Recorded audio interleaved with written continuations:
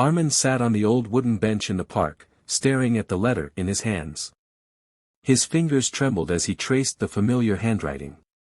It was from his mother, written years ago before she passed away. He hadn't opened it all these years.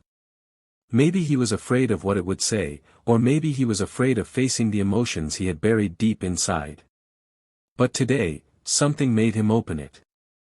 As the autumn leaves danced around him, he unfolded the delicate paper, and his mother's words came to life.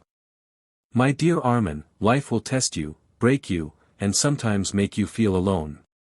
But always remember, love never leaves us.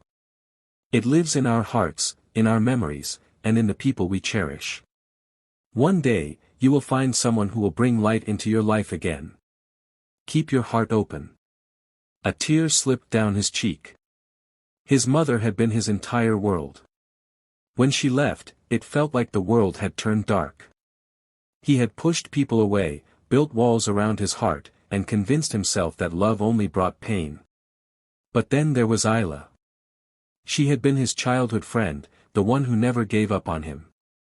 When he refused to talk, she sat beside him in silence.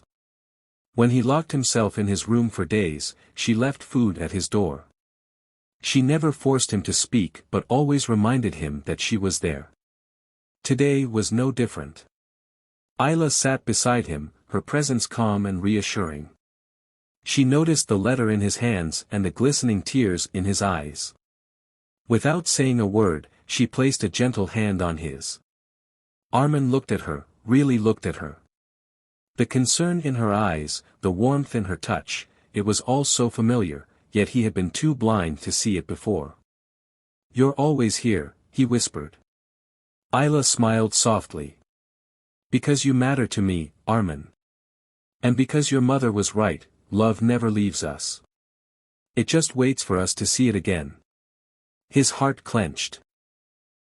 All these years, he had been running from love, fearing that if he let someone in, he would lose them too.